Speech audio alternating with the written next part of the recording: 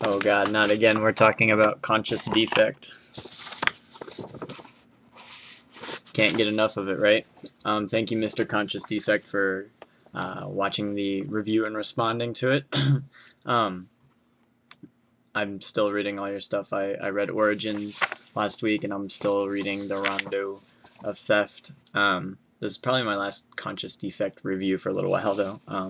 But let's start off talking about Origins. Okay, Origins, I don't know if it was written before the other Conscious Defects, but it takes place before the other Conscious Defects. You get to see just all the fucked up stuff that happened in his childhood that made him who he is. A jerk of a dad that's creepy and weird, and friends that kind of come and go. I like the zine, as I like all of them. I don't really care for the large format because it's a little tiring reading text all the way across. That's just me. I'm old, maybe. My eyes can't take it. But it's a short one. It's a short zine, but it's good. It's good like all the others. So I don't know if this is still in print or available anywhere, but Conscious Defect Origins, I enjoyed it. Here's one I picked up at the Milwaukee Zine Fest. Warfare, Genocide, and, what does it say? Extinction. The Real Cost of Modern Conveniences. This is put out by Shane in 2006. This is a cool zine. It's short, but it's good. It's mostly about electronics such as laptops and cell phones, and it explains pretty well the effect that those items have on the environment. Sorry. It talks a lot about coltan, which is the mineral that's mined out of Africa. It talks about the horrible conditions that the workers are under. It talks about how they are killing gorillas and other wildlife as a means of supplying themselves food while they're out there mining. This zine is awesome. It makes you think about things that most people probably don't think about, such as how your modern conveniences are really fucking up the world. Along with the cool content, it's got the great basic punk rock layout. It's really cool. It's cut and paste. It's got some cool little drawings. Where's the little drawing? Down there of all of our modern conveniences. I'll try to, I think there's some contact info in here somewhere. Oh, it's distributed by Candlelight. So call up Candlelight Distro and get some from them. Good zine. Everyone should read. Everyone, not even zinesters, everyone in the world should read that. Moving along, I believe this is Gasp number 2. Amen to Artillery. This is another hood rap militia sort of thing. Punk rock poetry. I don't know. What do you think of punk rock poetry?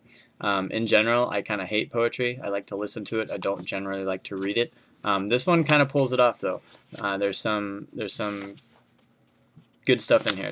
Tent Love. I like that one. I like how it's written, and I like the words too. Tent Love was good.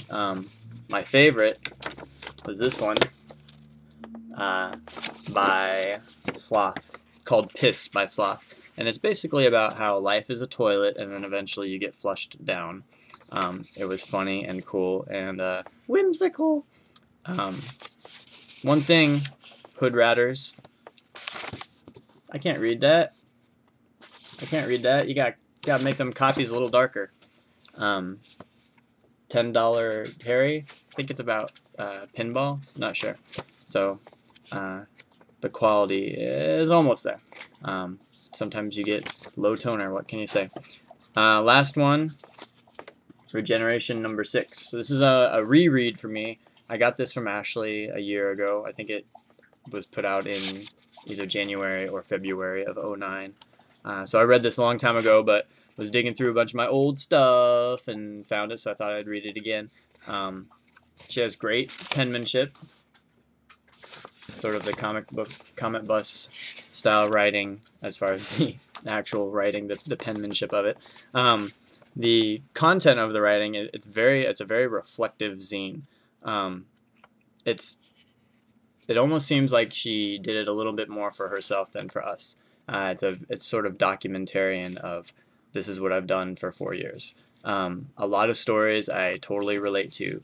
Going off to college, living in your first place by yourself, lots of crazy parties, smoking, drinking, all that craziness. I've read all the other regenerations, and this is this feels like the most adult or stepping into adulthood issue, because it's a lot of getting trashed at parties. My complaint about this zine is it's a lot of, I like the layout of it, I like the drawing of it, I like that there's all these pictures, all these fun photos. I like that a lot. What I don't like is it sort of glosses over. For a few months I dated this guy, and then we broke up, and then for a few months I partied here, and then I got back with this guy.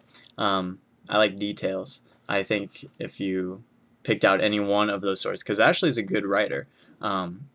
She has the ability to do a lot of really good writing, but I think this one just sort of glosses over things. I think it's sort of her way of like keeping track of what she did during this time period, which is kind of fun to read, but I would have rather her pick out one story or 5 stories and really go into it. But overall, a good zine, and I like it. I think she's working on number 7 right now. I'll post all that info. So number 7's probably coming out sometime soon. So kudos to you, Ashley. Let's continue being pen pals. That's it. Happy New Year, 2K10 into hizzy. Oh, one more thing I almost forgot. Mr. Conscious Defect, if you give me an address, I know you like my big blingy blingy. Check this out. Woo! Got one for you, 30-inch chain. Give me an address, I'll mail it to you, Mr. Conscious Defect. Peace out. Happy New Year.